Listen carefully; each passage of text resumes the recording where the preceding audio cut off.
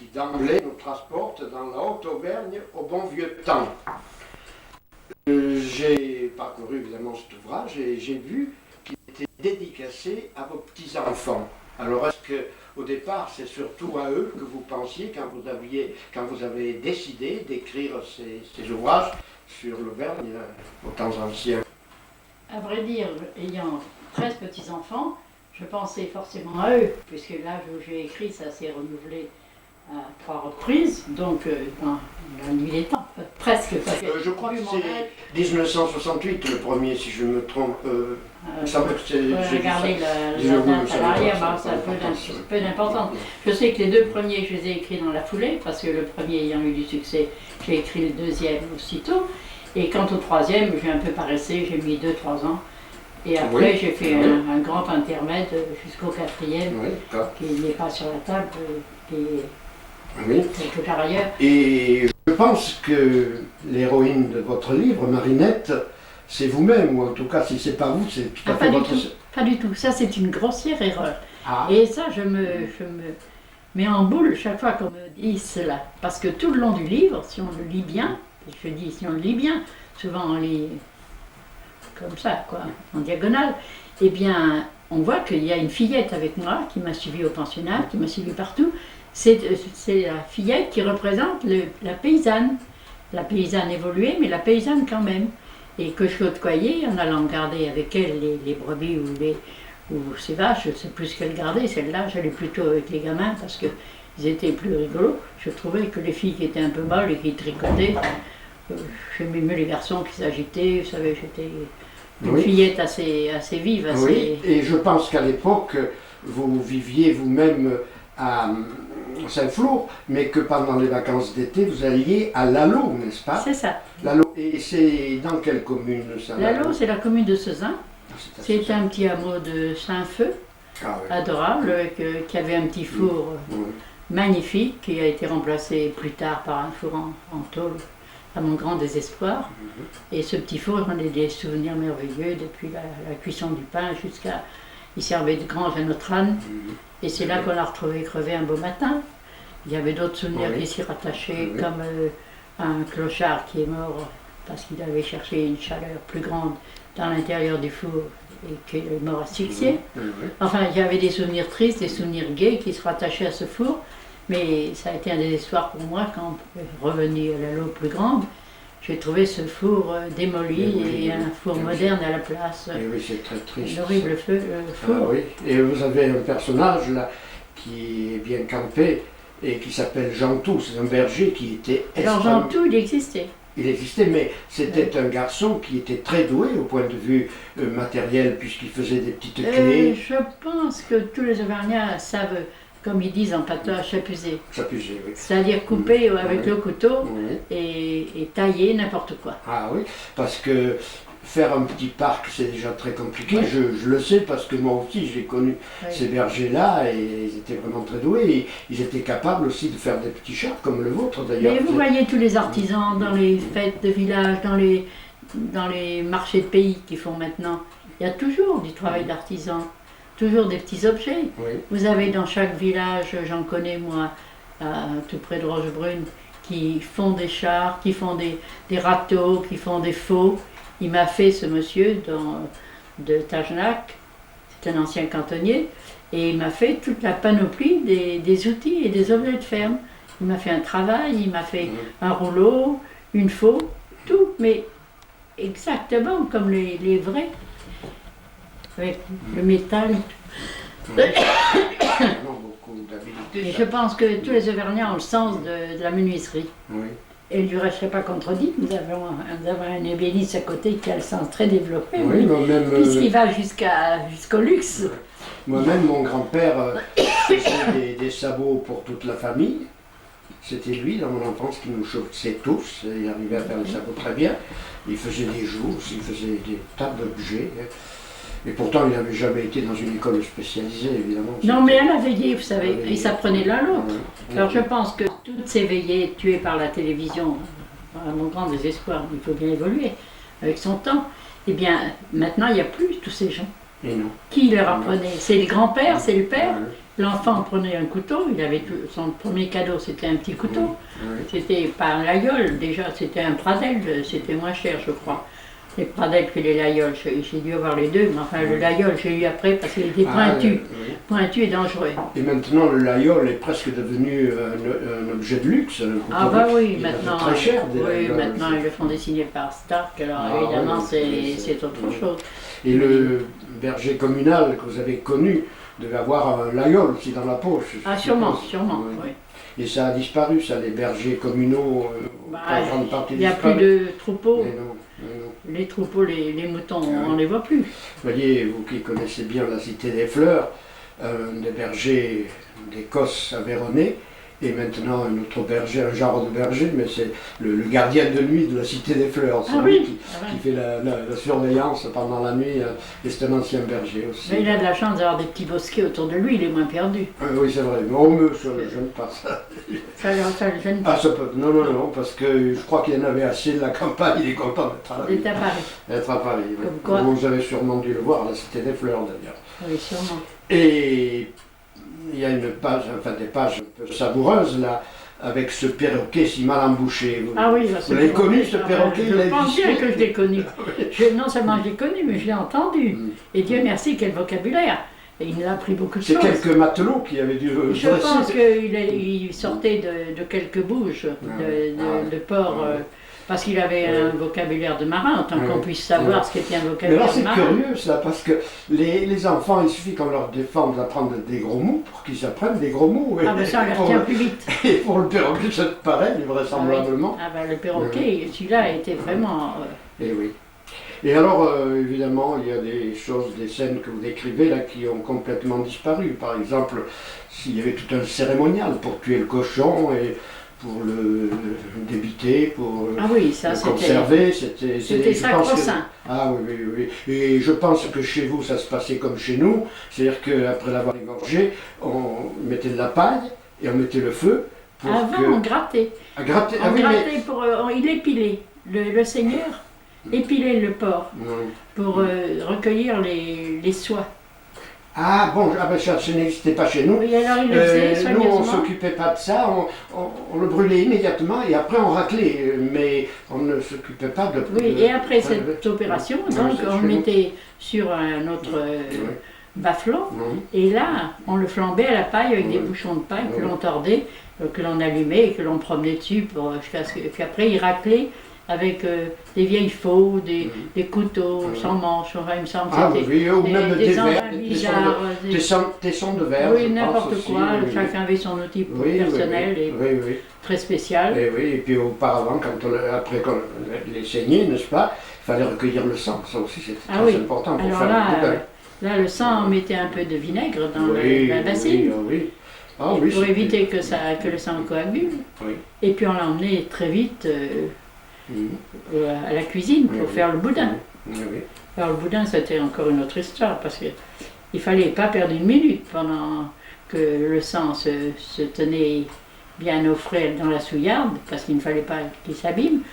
On faisait tout le nettoyage des boudins après avoir ouvert le cochon du haut en bas.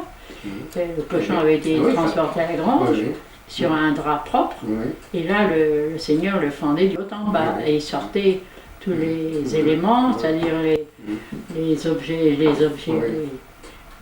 les tripes, tout ce qui était noble et moins noble, et il triait tout ça. Alors il y avait des corbeilles, des vases, des récipients de toutes sortes pour recevoir le cœur, le foie, les boyaux, enfin chacun avait sa place déterminée, et les servantes qui se précipitaient pour aller vite à la bachole du coudère, puisque c'est le terme propre du pré-communal qui sert à tout le village. Elle allait nettoyer ça. Et lorsqu'on l'avait fendu et qu'on retirait tout ce qui était à l'intérieur, il y avait pour les enfants une excellente leçon de choses. Vous voyez les poumons, le cœur. Oui, on voyait tout ça, mais c'est pas trop approcher les enfants. Non, mais enfin, c'était précieux parce qu'après à l'école, on connaissait, enfin on savait, oui. Mais la première chose que j'ai fait, que l'on a voulu me faire faire, c'est tenir la queue. Mais tout le monde a éclaté de rire. Ça suffit pour m'indiquer que c'était pas une chose à faire. Alors je suis partie très vexée, puis j'ai cogité pour dire qu'est-ce qui me serait arrivé. Alors j'ai compris ce qui aurait pu m'arriver et je ne suis pas revenue. Chez nous, on enlevait évidemment les ongles du cochon. On déchaussait, j'appelais ça le déchausser. Et pour les enfants, on fabriquait des petites pipes. On faisait un trou dans l'ongle. Ah ben non, on n'était pas avec un morceau de bois, c'était une pipe, je me rappelle. Nous, on appelait ça des petits sabots. Et on les mettait à nos doigts, on les mettait à nos doigts et on pianotait. On faisait des pipes. Vous voyez, j'en apprends. Voilà, on apprend tout à l'heure. Comme ça.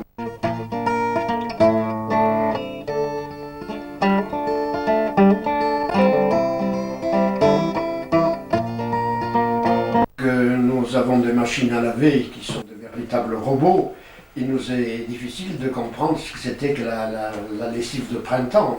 Je sais si elle était importante. Et oui, parce qu'il y avait les draps, il y avait des... Il y avait tout. Il y avait tout.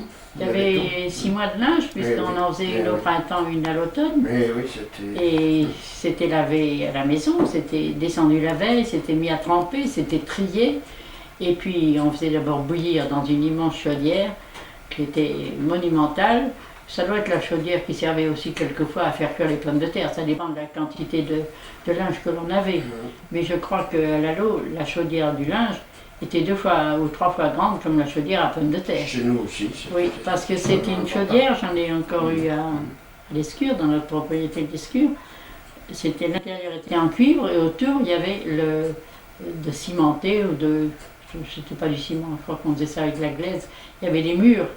Et un foyer. Alors on alimentait ça avec des brandes, avec des genêts, avec quelque chose qui flambait vite et qu'il fallait renouveler sans arrêt. Alors là, c'était les filles de ferme qui faisaient ça avec des fourches dedans et elles enfournaient tout à la suite, là, vous savez, des quantités, et ça faisait des flammes d'enfer. Vraiment, c'était quand la nuit tombait, c'était un aspect un peu de l'au-delà. Le soir, on avait des cauchemars, on pensait à l'enfer, ça nous révisé le catéchisme, c'était très bien. On avait des actes de construction très profonds ce soir-là. Et alors après, vous portiez, je suppose, dans une corbeille, ce linge à la rivière pour... continuer à le laver. Le laver, enlever tout l'excès de cendre, puisque ça avait bouilli avec de la cendre de bois. Alors là, le linge était donc tordu, simplement, et mis dans des corbeilles. Il y avait des battoirs aussi, il me semble. Il y avait des battoirs, des seaux, du savon, des brosses, tout un matériel. Et vous aviez un cours d'eau qui était pratique pour ça? Il y a toujours des petits ruisseaux, on avait encore partout, et c'est de l'eau glacée. Et oui, c'est de l'eau glacée. C'est de la fonte des neiges, c'est l'eau de la fonte des neiges. Au printemps. Elle n'est pas chaude du tout. Peut-être qu'à l'automne elle est un peu meilleure, l'eau, mais enfin... Il y avait des petits coins qui étaient aménagés pour le lavage, c'est-à-dire qu'on arrête un peu la source, l'arrivée du ruisseau, on le bloque, on fait un petit barrage, et elles ont un endroit où l'eau est plus profonde et c'est retenu à un moment. Alors ce char à bœuf a mené la lessive, parce qu'elle était importante cette lessive. Vous pensez des draps de tout un hiver pour toute une maison, y compris des draps des domestiques, qui avaient quand même des draps en gros lin, en grosse toile, mais des draps, et qui étaient d'une couleur Isabelle, Oui, bien entendu. Non, pas comme celle de la chemise de la reine, mais enfin presque. Trouver les moments favorables pour l'étendre, pour le faire sécher. Ah ben ça, vous savez, les lunes servaient. On servait beaucoup. La météo, c'est zéro. Les lunaisons, c'est meilleur. Moi, je demande aux paysans quel temps il va faire. Dès le début de l'été, ils m'ont dit, vous aurez un mois de septembre épouvantable. Et bien, je les ai crus. Et c'est vrai. Et c'est ce qui s'est produit. Et ils connaissent mieux la météo que la météo elle-même. Oui, pourtant... Ils sont ambitieux, les gens de la météo. Et oui, mais eux ne peuvent pas la cibler sur une province, ni encore moins sur un village. Quoique, on prétend que dans l'avenir, ils auront des ordinateurs qui leur permettront de mieux cibler. Je ne suis pas pour le progrès. Je suis pour les traditions. Dans le livre, je suis pour les traditions. Et en parlant de tradition, il y a une autre aussi qui est très intéressante, c'est la fabrication du pain, la cuisson du pain plus exactement, dans le four banal. Et à cette cuisson du pain, on le voit très bien dans j'ai tripoté le pain avec joie, avec béatitude. Et ce qui était pénible, c'était celui qui pétrissait. Dans ce qu'on appelait la mêle. Surtout c'était les femmes. Il y a des endroits où ce sont les hommes, mais à Lalo, c'était les femmes. Les femmes. Uniquement les bonnes, les servantes. Moi j'ai surtout vu pétrir des hommes. Pas du tout. Là-bas, c'était les femmes, et je vous assure qu'elles n'auraient pas laissé leur place pour tout le bon, du monde. Ah bon. Mais par exemple, elles faisaient travailler le domestique. Il apportait l'eau, il apportait la farine. Mais c'est elle qui pétrissait. Mais c'est elle qui pétrissait le pain et qui mêlait le levain, puisqu'on le gardait d'une cuisson à l'autre. On gardait le levain dans un toupinou, comme on dit. Un toupinou comme il y en a autour de nous, par là, il y a sûrement. Tout à fait important. Et ce levain était mêlé à la pâte. Et après, on faisait les boules de pâte quand ça avait levé. On laissait lever toute la nuit. Et on le mettait, d'une fois levé, après une nuit de repos avec le couvercle remis sur la main, on le mettait dans les paillassons. Les paillassons, on avait le droit de les porter, nous. C'était un grand, alors on faisait des effets, on se mettait ça sur la tête. On ne pouvait pas porter sous le bras, on n'avait pas les bras assez grands pour tenir le paillasson. Alors on les mettait sur la tête. C'était déjà lourd. On faisait. Oui. C'était lourd. Enfin, alors on tenait à deux mains. On avait encore les jambes solides pour garder l'équilibre. Bien sûr. Alors, celui qui vous recevez les tourtes avait d'abord chauffé le four. Et toujours avec des buissons. C'était toutes les mondées qui étaient récoltées, nettoyées, ça permettait de nettoyer. Un feu très vif. C'était un feu de bois très sec d'abord. De bois très sec et puis vif. Et puis qui faisait une poussière assez impalpable, donc facile à enlever. Et pas de déchets de bois, vous comprenez. Puis c'était des brandes, des bruyères, des genêts, des choses comme ça, et puis des ronces. Et puis après, alors donc, il disposait avec sa pelle spéciale les tourtes et un four de cette époque en recevait pas mal de tourtes. Ah oui, parce que ça dépendait du village. Ça dépendait du nombre de feux. Il y avait 5 feux à l'eau, on cuisait par individu. Donc le four n'était pas immense, puisqu'il y avait que la cuisson pour une famille et une femme seule, par exemple. S'il y avait une femme seule dans le village, une veuve, une femme, une vieille personne seule, elle portait son unique tourte et on la rajoutait à la cuisson. Bien sûr. Et puis il y avait les pâtisseries qui étaient très importantes. Et peut-être même aussi de la viande. Ah non, la viande, on faisait ça pour la batteuse. Ah, simplement pour la batteuse. Mais il fallait tout le four. Ah oui, pour la batteuse. Parce que, je suis sûr, il ne faut pas en promettre. Il faut en ajouter, des tas de cocottes, de toupis, toupinous et toute la famille. Bien entendu. Des objets rituels. Bien entendu. Et alors, lorsque donc le four était chargé, si je puis dire, lorsqu'il y avait toutes les tourtes, tout ce qui devait être cuit dans le four, on prenait un grand morceau de bois pour fermer le four, et je pense que c'était une porte qui s'encastrait, mais je pense que c'était chez vous comme chez nous. On prenait chez nous, ça se faisait comme ça, de la bouse de vache. On sertissait avec la bouse. Ça m'a assez étonné, mais elle était mêlée de paille. Voilà, c'est ça. De paille hachée. Donc c'était chez vous comme chez nous. Oui, alors il lançait ça à tour de bras sur la porte. Voilà. Ça se coagulait immédiatement. Moi j'étais la bouche ouverte. Avec la chaleur, bien sûr. Vraiment béate devant ça. Et pas béate devant les mains du bonhomme, parce que je me disais quand même, c'est dégoûtant, on va toucher le pain après, qu'est-ce qui va se passer? Mais il y avait un seau d'eau de prévu.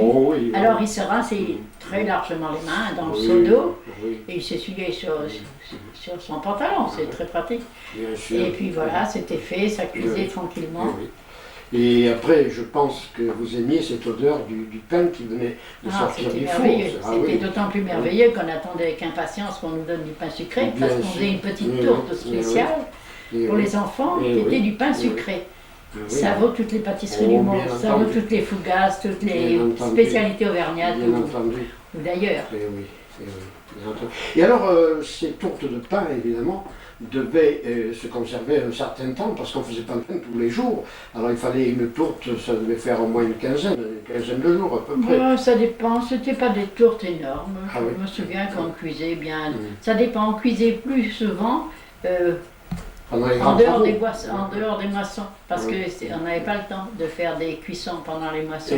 Alors on faisait des fournées supplémentaires avant pour avoir des provisions. Mais vous savez, quand on coupait la tourte, s'il y avait un peu de moisi, ça ne nous gênait pas. Non. Non, on n'enlevait pas. Non. Il y en a bien dans le fromage. Pourquoi être si chicanté? Le pénicillium est d'ailleurs très recherché. Je ne m'avais pas pensé parce que c'était. Non, bien sûr, bien sûr.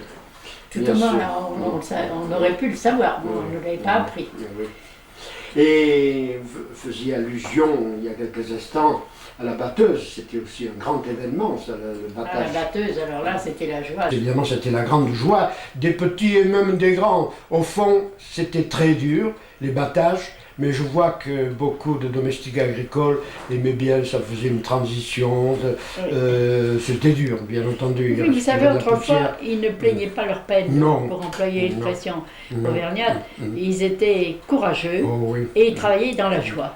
C'est pas une chose qu'on voit aujourd'hui. Non. Moi, j'ai jamais vu de choses autrement que chanter. Je peux dire que tout le vocabulaire patois que j'ai retenu et appris, eh bien, je l'ai entendu par leur chant, par leur danse, autour de leur fête, qui étaient des travaux harassants. Eh bien, la danse les délaçait. Ils auraient dansé une nuit entière, après avoir travaillé 12 heures. Oui, absolument. Et ça, absolument. Je prétendais que c'était il pas avait, vous savez, qui pourtant avait une journée extrêmement dure, celui qui portait les sacs de blé au grenier. Oui, puis il galopait pour épater les filles. Ah oui, c'est ça. Je me rappelle très bien de ça. C'était très drôle parce que j'ai vécu plus longtemps, puisque nous avions une propriété près de Saint-Flour, à l'Escure. Il y avait une ferme à côté, et c'était des fermiers que nous avions.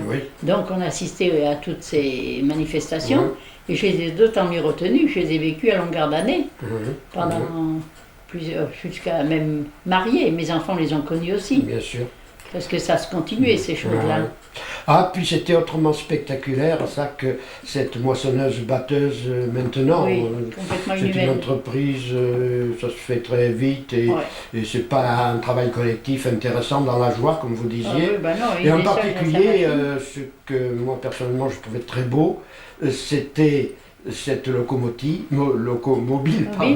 que l'on mettait en place. Et puis après, chez nous, je ne sais pas chez vous, mais chez nous, on menait l'eau par une rigole, parce qu'elle en consommait de l'eau, la locomobile, n'est-ce pas? Il en fallait beaucoup. Puis il fallait aussi beaucoup de charbon. C'était des gros blocs carrés ou rectangulaires, plus exactement, là, de charbon.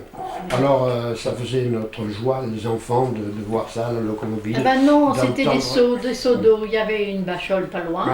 Alors il la remplissait à même la bachole. Il les remplissait. Oui, mais cette bachole, il fallait bien qu'elle soit alimentée. Alors il y avait des tuyaux, des tuyaux en caoutchouc, j'ai connu ça aussi. Non, c'était la source elle-même qui remplissait. Oui. Il y avait un beau mais débit. Chez nous, la source était loin. Alors, dans les premiers temps, on amenait l'eau par des petites rigoles, puis après, par la suite, il y a eu des tuyaux en caoutchouc, bien sûr. Mais dans les premiers temps, c'était... Non, là, c'était dans la cour de la ferme, devant la ferme, il y avait l'abreuvoir qui servait aux bêtes en temps habituel, et qui est toujours rempli et qui déborde perpétuellement. Je connais ça encore à côté de Rochebrune. J'ai des ennuis dans les murs à cause de l'eau des bacholes, où les vaches ne vont plus. Bien sûr. Elles ont l'eau près dans des trucs en tôle, là, qui sont horribles. Et l'abreuvoir, il est pour le décor. Ce qui plaisait aussi aux gens des batteuses, parce que chez vous c'était comme chez nous, je pense que il y avait des boîtes pour les batteuses, c'est-à-dire que Durand par exemple battait aujourd'hui, alors Dupont et les autres venaient, et puis après quand c'était chez l'autre... c'est pareil. Oui, c'était une boîte dans le sens. Nous à l'Escure, c'était Volzac qui commençait. Voilà, c'est ça. Alors Volzac avait donc la batteuse, et quand ils avaient fini tout le village, et on envoyait les bœufs de l'Escure chercher la batteuse. Voilà. Et ils ramenaient à l'Escure, et les gens suivaient la batteuse. Alors il arrivait toute une bande d'excités, c'est le mot, parce qu'ils étaient tout joyeux à l'idée de faire une autre batteuse à côté et de nouveau faire un gueuleton. Et oui, parce qu'il y avait ça aussi, il y avait ça, évidemment. Et puis on buvait un peu, pas trop, mais enfin c'était un peu la joie, c'était la fête. Par certains côtés, bien que ce soit très dur, c'était la fête quand même, la batteuse. C'était la fête parce qu'il y avait un contact permanent entre les jeunes, et c'est pas tout le temps comme ça. Souvent les femmes restent dans la cuisine, n'ont rien à voir, elles servent les hommes à table, ils ne mettent même pas à table avec eux. Et les hommes vont travailler dans les champs, les femmes vont travailler ailleurs. Enfin, les travaux sont séparés. Tandis que pour la batteuse, c'était carrément mixte. Bien sûr. Alors c'était la grande joie. Parce que là, les promis se retrouvaient. Si c'était du village à côté, c'était une aubaine. Enfin, on s'attendait à ce que ça finisse plus ou moins bien. Mais enfin, à l'époque, on ne s'arrêtait pas à ces petits détails.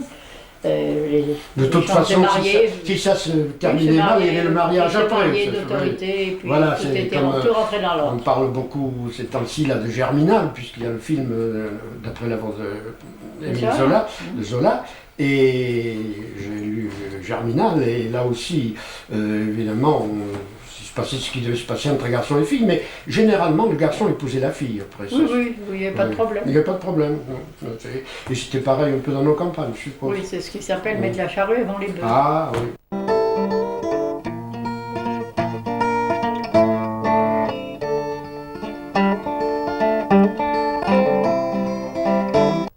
Je vois que le colporteur, que vous appelez, je crois, le portacaille, c'est pas ça? Oui. Le portacaille, le portacaille. Oui. Il vous tient à cœur, puisque vous en avez parlé dans votre trilogie, la Haute-Auvergne au bon vieux temps, et vous en parlez aussi évidemment dans ce livre, puisque c'est le titre même du livre, Quand cheminait le colporteur. Alors moi aussi, dans mon enfance évidemment, j'ai vu des colporteurs. Et généralement, je ne sais pas si c'était le cas pour chez vous, généralement c'était des Italiens. D'ailleurs, même si n'étaient pas Italiens, on les appelait les Italiens. Ah oui, pas chez vous. Non. Chez nous, c'était les Italiens. Alors je me rappelle qu'ils avaient un costume très spécial en velours, à grosse côte. Et velours à grosse côte. Et surtout, ils portaient une caisse qui, moi j'étais un enfant, me paraissait énorme. Je me demandais comment ils pouvaient faire des kilomètres et des kilomètres avec une caisse si lourde sur le dos. C'était probablement votre réaction à vous aussi. Plus un paquet, plus un gros paquet de tissu. Et oui, et ils faisaient des kilomètres de cette façon-là. Mais ils demandaient aux gens qui trouvaient, ça, ils faisaient du stop. Ah oui, si on peut dire. Oui, mais du stop dans les voitures à chaud et chars à bœuf, oui, c'est ça. Et oui, parce que les voitures, les automobiles ne doivent pas être très nombreuses. Ils étaient assez débrouillards. Par exemple, ils arrivaient pour le moment de la messe. Ah oui, alors comme ça, il y avait beaucoup de gens. Ou la veille de la messe, alors ils vendaient d'abord le matin, tant que les gens ne partaient pas, puis après ils repéraient ceux qui pouvaient les emmener, et puis ils se faisaient amener jusqu'au prochain village. Oui. Mais celui que j'ai connu, moi, c'était un colporteur auvergnat, de la Planaise même, parce que certains paysans n'avaient pas assez pour vivre. Donc c'était les premiers migrants. Ils n'allaient pas loin. Ils ne circulaient que dans la Planaise de Saint-Flour, même pas la Planaise de Mauriac ou d'ailleurs. La Planaise de Saint-Flour, donc ils faisaient un circuit fermé, dont je vous parlerai sur l'autre livre, puis c'est de cela que je parle. Et le colporteur que j'ai vu, là, devait en être un de ces colporteurs locaux. Il avait donc une caisse, sur la caisse un ballot, et c'était impressionnant. Puis c'était amusant, cette petite caisse qui s'ouvrait comme une armoire de poupée. Oui, mais c'est ça qui m'amusait, moi, parce qu'il y avait des tas de petits tiroirs, avec des boutons, des cachettes derrière. Oui. Il y avait des tiroirs à secret, qui laissaient voir derrière les allumettes de contrebande, ou le tabac qui passait en fraude. Ils n'avaient pas la place de mettre du sel, la gabelle n'existait plus, je crois. Alors, mais il y avait le tabac de contrebande, il y avait les allumettes de contrebande. Oui.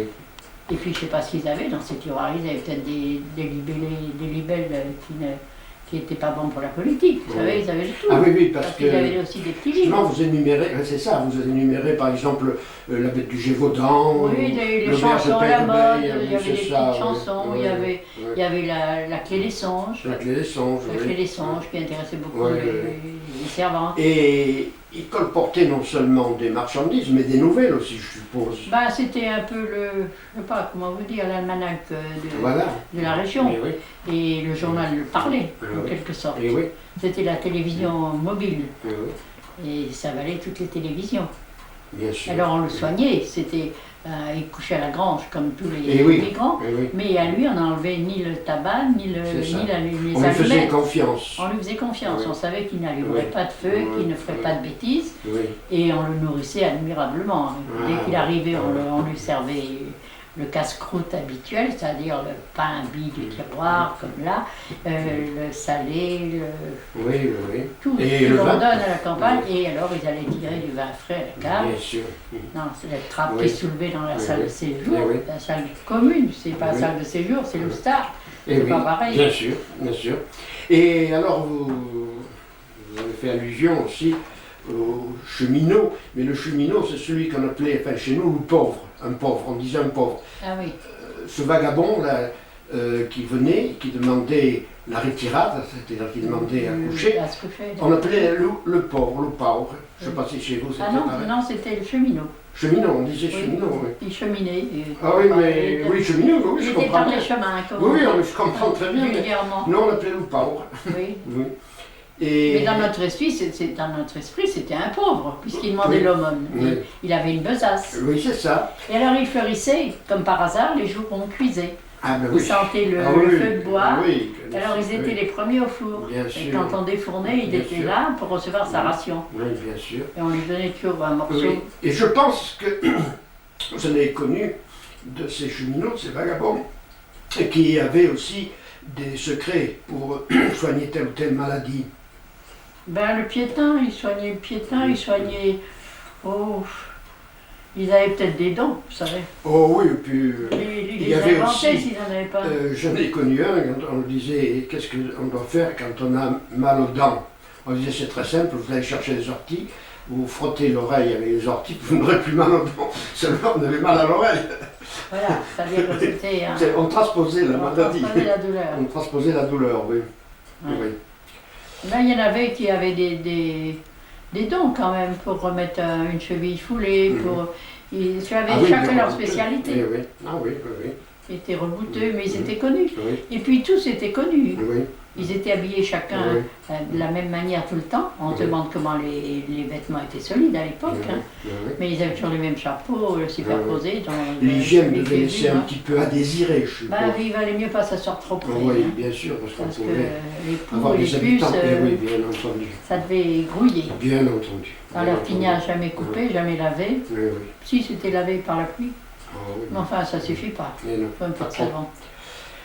Alors, j'en arrive à quelque chose qui est important dans votre livre, c'est la fameuse pension Palmyre. À Saint-Flour, vous avez précisé qu'il s'agit de Saint-Flour. Oui, Saint-Flour, j'y tiens parce que j'étais 8 jours pensionnaire et il s'est gratiné. Ça, je dois vous dire que comme pensionnat, c'était merveilleux.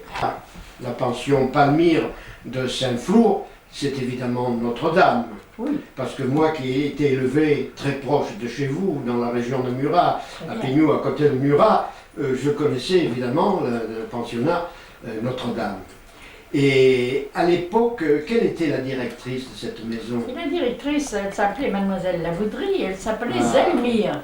Ah, c'est son prénom! Zelmire, j'ai mis Palmyre. Ah, très bien, j'ai pas compris. J'ai pas osé quand même carrément mettre l'étiquette exacte. Mais Mademoiselle Lavoudry, je l'ai fort bien connue, puisqu'elle était originaire de Chalinard, ce qui n'est pas très loin de Murat, bien entendu. Et oui, j'ai connu également à Notre-Dame une religieuse qui est devenue très âgée, je crois qu'elle est morte plus que centenaire, Madame Ramadier, qui était d'ailleurs la cousine de l'homme politique Ramadier. Oui, c'était très raide. Voilà. C'est une femme rigide. Ben oui, mais moi à l'époque où je l'ai connue, vous savez, elle était plutôt voûtée. Elle était pas... Je pense que c'est elle qui devait donner le Saint-Joseph contre le mur quand elle n'avait pas ce qu'elle voulait. Non, c'est pas Saint-Joseph, c'est Saint-Antoine.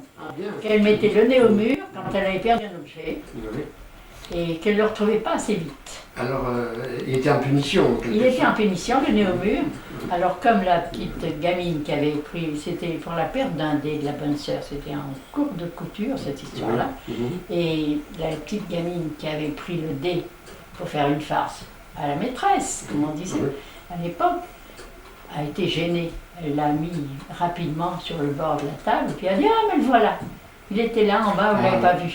Oui, alors, mais c'était une farce en réalité, on lui avait caché. Oui, elle avait fait une petite farcerie, mais la bonne sœur avait donné la punition, ne pouvant pas donner à quiconque, elle l'avait donné au saint, qui est chargé de retrouver les objets perdus, et qu'elle avait prié pour son dé, et qui n'avait pas répondu à sa prière. Alors dès qu'elle a eu son dé, elle a pris le saint religieusement, si l'on peut dire, elle l'a essuyé du pan de sa manche, enfin, elle l'a remis dans sa position initiale. Et le pauvre saint avait fini sa pénitence, mais enfin c'était assez cocasse. Oui, bien entendu. Et est-ce que à l'époque vous avez fréquenté l'institution Notre-Dame, il y avait le père Théron, le chanoine Théron comme aumônier? Vous avez connu le chanoine Théron? Oui, j'en ai passé plusieurs aumôniers, je ne sais plus. Vous avez eu peut-être M. Sarrazin, non? Ça, je me perds dans les aumôniers. Je sais qu'il y avait le père Cussac. Ah oui, Cussac, je l'ai bien connu. Oui. Il a été après curé d'Alanche, il me semble, ce Cussac. Peut-être. Oui. Le grand Cussac, parce qu'il y avait le petit Cussac et le grand Cussac. Le grand Cussac, oui, oui. Alors, le grand Cussac a dû être curé d'Alanche, il me semble. Le grand Cussac qui mettait en émoi toutes les religieuses et toutes les élèves. Ah bon? Oui, oui. C'était vraiment le charme personnifié. Ah ben, il n'y avait pas d'autre homme. Oui, évidemment. Que voulez-vous? Évidemment. Oui, alors vous disiez que c'était bien porté d'aller à la pension Palmyre parce que les demoiselles qui avaient fréquenté cette pension, eh bien plus tard se marieraient avec un monsieur, et on tient le verbe, c'est-à-dire épouser un monsieur. Un notable. Un notable, c'est ça. Voilà. Alors je ne sais pas ce que ma Marinette a épousé, parce que je ne suis pas... Si, je l'ai suivi, elle a dû épouser un cultivateur comme elle, et ils sont partis à Paris. Oui. Ils sont partis travailler à Paris, comme les bons auvergnats qui se respectent, et elle est mal tombée. Elle est tombée dans un petit bouge de la place Maubert, où on servait au clochard. Ah oui. Et quand elle a pris c'est quelques auvergnats qui l'a casé là, parce qu'il n'avait peut-être pas beaucoup d'argent, ça ne devait pas être très cher comme mise de fonds. Et quand elle est arrivée là et qu'elle a vu à qui elle avait affaire, je vous raconte comment ça se passait dans ce petit restaurant de la mode, puisqu'on appelait ça la mode. En quelques mots, si vous voulez, oui. C'était un restaurant pour clochards, c'est-à-dire qu'il y avait une table. Je ne sais pas si M. Perronnet, qui a des tas de belles choses ici, il y a des tables comme ça, j'aimerais en garder une s'il en avait, je lui retiens à l'avance, avec des trous creusés dans le bois. Oui. Et une rigole qui les rejoignait. Alors on servait dans le trou principal la soupe, et ça coulait dans chaque assiette creuse. Ah, oui. Et alors il y avait une cuillère attachée avec une ficelle pour pas qu'il l'emporte. Vous vous rendez compte? On ne veut pas leur faire payer très cher alors. Non, c'était quelques sous. Oui. Mais 2 sous, 1 sou, 2 sous peut-être. Et après, quand ils avaient mangé, on mettait une corde d'un mur à l'autre sur la rampe d'escalier. Et ils s'endormaient sur la corde. C'est-à-dire qu'ils appuyaient leurs bras sur la corde et leur tête sur les bras. Et là, ils dormaient. Et quand c'était l'heure qu'ils déblayent pour nettoyer, on enlevait la corde. On dessinait un côté de la corde et tout le monde par terre et allez, hop, tout partait. La porte n'était pas assez grande parce qu'ils étaient obligés de filer vite pour avoir le temps d'aller au hall, chercher des chariots pour promener les denrées. Ils poussaient le diable après, parce que c'était des diables, je pense. Ils poussaient les diables et ils poussaient les voitures des marchands de 4 saisons. C'est de là que vient l'expression d'ailleurs, tirer le diable. Par la queue, oui. C'est une petite anecdote, mais qui sort de la pension Palmyre. Si vous voulez qu'on reparle dans la pension, je vous y ramène tout de suite. Oh, si vous avez des choses qui vous... Oh non, il y a tellement de choses que ça n'en finirait plus. Oui, bien sûr. C'est dans le livre. Bien sûr, on va s'y réfère, provisoirement abandonner à regret cette trilogie-là, pour passer à un livre alors qui, lui, nous fait remonter beaucoup plus haut dans le temps, puisque ça nous fait remonter à 1840. À une période que ni vous ni moi n'avons connue, bien effectivement, entendu, parce qu'on vit bien vieux, mais pas... Bien entendu, mais vous faites allusion à Jules Ravoux, et vous dites que c'était votre arrière-grand-père. C'est mon arrière-grand-père. Oui, mais moi, personnellement, enfin dans ma toute petite enfance, j'ai connu mon arrière-grand-père paternel. Alors vous, peut-être, est-ce que vous avez connu votre... Je l'ai pas connu. Vous l'avez pas connu. Je ne l'ai pas connu, bien qu'il soit mort assez âgé. Oui. Mais il y a eu quand même son fils qui est mort adulte, qui est mort alors que ses enfants étaient encore pensionnaires à Aurillac ou ailleurs, ou à Saint-Flour externe. Et puis non, il s'est passé 2-3 générations la suite, et non, je n'ai pas connu qu'en portrait que j'ai chez moi. Oui, en tout cas, c'était un homme entreprenant et qui avait... Oui, il avait beaucoup de valeur et j'ai toujours admiré. J'ai toujours admiré parce que depuis toujours, j'ai vu se promener sur la table de mon père quand il venait des marchands de timbres. Il descendait les dossiers du dernier étage, j'étais dans des armoires en fer. Il y avait les archives du magasin, du grand magasin dont je parlais dans ce livre. Et là, c'était... Oui, le titre du livre, d'ailleurs, c'est Quand cheminait, oui, le colporteur. Et alors, le colporteur, je l'ai pris comme tête de chapitre, si l'on peut dire, parce que c'est assez fastidieux comme énumération. Je raconte ce qu'était ce magasin, comment il travaillait, par quel biais, malgré les guerres, malgré toutes les périodes troupes qu'il y a eu, aussi bien à Paris, l'occupation, que enfin tout ce qu'il y a eu, la guerre 70. D'ailleurs, je vois que vous avez beaucoup de documents que vous donnez, des photographies également. Ça prouve que vous avez de sérieuses archives. Ah, mais j'ai potassé 2 ans ce livre. Ah oui, et j'ai fouillé des centaines. Ça peut être extrêmement intéressant. Des centaines, il faut avoir le courage de le lire. Pour un sociologue ou même un économiste. C'est un livre d'études, un livre de distraction. Ça fait sauf la première partie. Oui, la première partie, est plus légère. Oui. Mais ensuite, c'est tout à fait de nature à intéresser des chercheurs, que ce soit en sociologie, je l'ai fait dans cette que ce soit en sociologie ou même en sciences économiques d'ailleurs.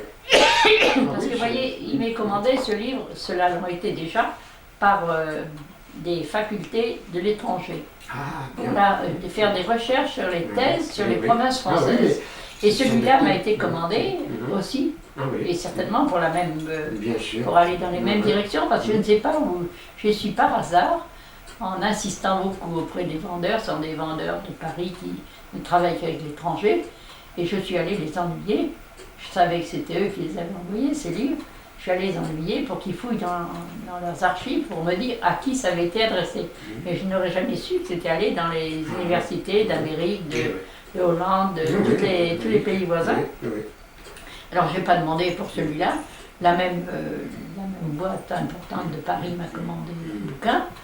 Je dis ça y est, ça a suivi la filière, parce qu'il relève le numéro et les titres dans les renseignements, comment ça s'appelle, c'est le truc officiel.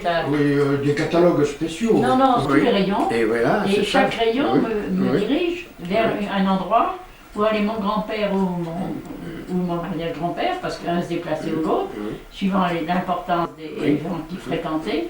Et ils allaient trouver les soyeux de Lyon, les gros marchands de laine ou du Nord, et ils étaient reçus divinement. Ils prenaient pour eux des places au théâtre, ils envoyaient leur voiture, parce qu'il n'y avait pas de chauffeur et de voiture automobile, ils envoyaient leur calèche avec les chevaux, comment s'appelle déjà celui qui mène ça? Il y avait un cocher, tout en panaché, des tenues abracadabrantes, et ils envoyaient tout ça.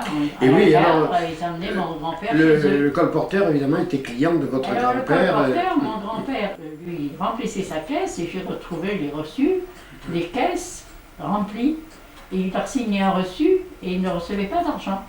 Il attendait qu'ils aient vendu le contenu de la caisse et il leur donnait, il payait à ce moment-là. Eh bien, dis donc, il faisait comme nous faisons, on dépose les livres et le libraire nous paie quand il a vendu le livre. J'ai appris ça de mon grand-père, mon arrière-grand-père. Comme quoi, mais il faisait la même chose pour les femmes à qui il donnait, il avait très bon cœur.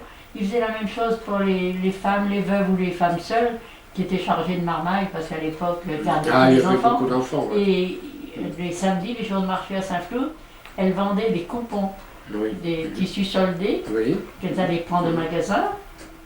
Mon père notait les prix sur les coupons, il notait le prix sur un petit papier, ou même pas un carnet peut-être, je ne sais pas. Et là, elles rapportaient leurs marchandises et retenaient une partie.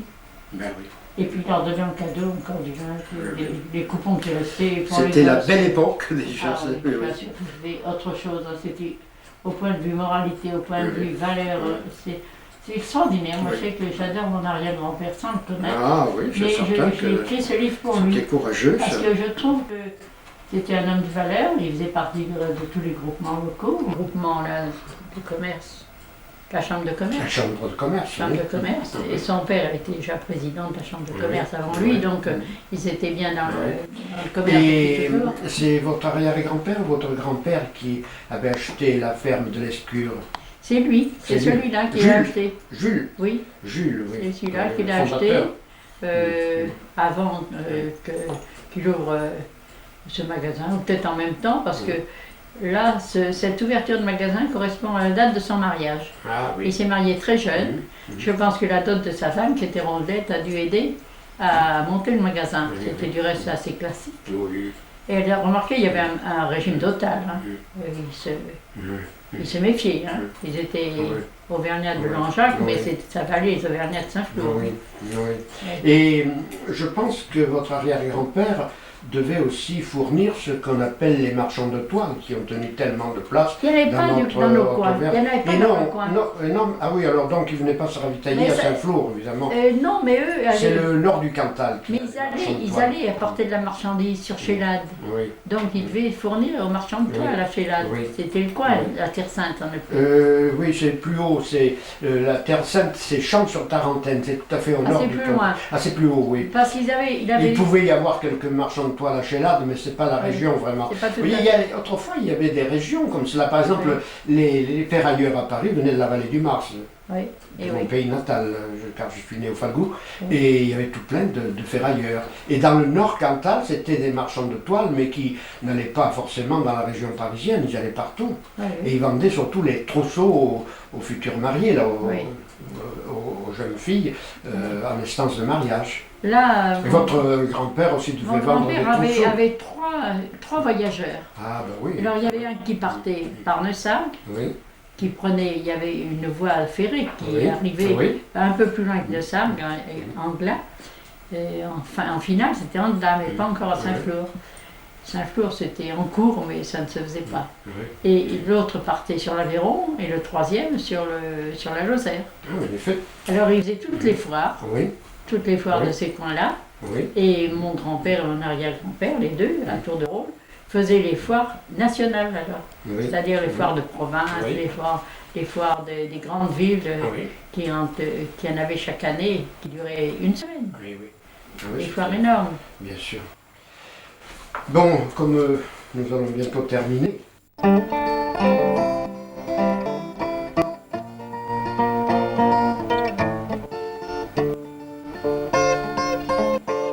Et si ce n'est pas indiscret, je voudrais vous demander si vous pourriez nous dire quelques mots sur vos livres en préparation. Là, je vois que vous avez indiqué en préparation nouvelles et puis les veillées sans Florène. Oui, alors les nouvelles, elles sont faites. Oui. Elles sont faites, mais comme je n'ai encore pas digéré le prix de l'édition de celui-ci, du colporteur, il faut que j'assimile ça, et après je me déciderai peut-être à faire éditer. Mais je ne sais pas encore si ça vaut la peine, parce qu'il faut après les vendre. Alors plus ça va, plus l'âge étant, il ne va pas en diminuant, donc le courage évolue à l'envers. Donc j'ai peur que ça me reste sur les bras et que mes enfants soient bien embrassés avec un seul livre qui n'auront pas le courage de vendre. Hein. Et les veillées sans Florène, de quoi s'agit-il? Alors j'en ai un paquet comme ça, mais alors là, j'ai des problèmes pour le faire parce qu'il y a beaucoup de gens qui sont encore en vie et j'ai des lettres de tous ces gens. Des lettres très personnelles. Et vous avez peur évidemment que ce soit indiscret? J'ai peur que les gens trouvent que je vais un peu loin dans... J'ai peur que ça fasse le coup de Marie-Aimée Méraville et de Saint-Flour. Vous savez, Cloche-Mère, non, comment elle appelle ça? La vache, c'est une noble servante. Non, c'est une autre de Saint-Flour, Menacier le Double. Ah, Menacier le Double, oui, parce qu'elle a parlé un petit peu en effet de... Ah là, elle a tapé sur les gens de la ville sans discernement. C'est très dangereux. C'est dangereux, mais on risque de tomber dans ce défaut si on refait la rubrique sur les veillées sans Florène, qui était à l'époque... des veillées que j'avais mis sur pied chez Promera, puis après à la mairie, enfin dans la chapelle de la mairie. Et ces veillées, c'était passionnant, ça m'a énormément intéressé. Et je m'en suis occupée tant que j'ai pu, quand je suis restée à Saint-Flour, puisqu'après nous sommes partis sur la région parisienne. Et alors j'ai tout un dossier. Mais un dossier où je serais forcée d'égratigner pas mal de gens. Parce qu'il y a eu des tas de problèmes là-dedans, des tas de magouilles, si on peut dire. Vous savez, les petites villes, c'est quand même spécial, hein, surtout Saint-Flour. Remarquez que plus le temps passe et plus les gens disparus et... Ah bah oui, mais moi je disparaîtrai avec, hein, il y a les survivants. Voilà, il y a les descendants. De toute façon, vous pouvez changer les noms aussi. C'est difficile parce que, vous savez, les lettres que j'ai sont des lettres d'écrivain. Donc, si on enlève la signature, la lettre n'a plus d'intérêt. Tous les écrivains qui sont passés dans ces veillées m'ont envoyé des lettres. Avec certains, j'ai correspondu longuement, d'une façon très intéressante, sur un plan littéraire, enfin, en travaillant les sujets qui nous plaisaient aux uns et aux autres. J'ai donc pas mal de documents concernant des hommes de lettres. Oui. Ou alors des visites célèbres. Oui, mais un homme de lettres, en réalité, prend une dimension nouvelle. C'est un personnage public, en somme, un écrivain. Alors, il n'a peut-être pas la même susceptibilité que particulier. Ils peuvent être aussi chatouilleux. Ah, c'est bien, évidemment. Oui. Je n'ose pas m'y aventurer. Puis c'est un gros travail. Oui, bien sûr. Enfin, écoutez, Madame Langlois, je vous remercie beaucoup de cet entretien que vous avez accordé. Et ça nous a permis de connaître mieux que nous le connaissions, cette Haute-Auvergne que nous aimons tant tous. Merci à vous, Monsieur Labbé. Monsieur le Chaman, pardon.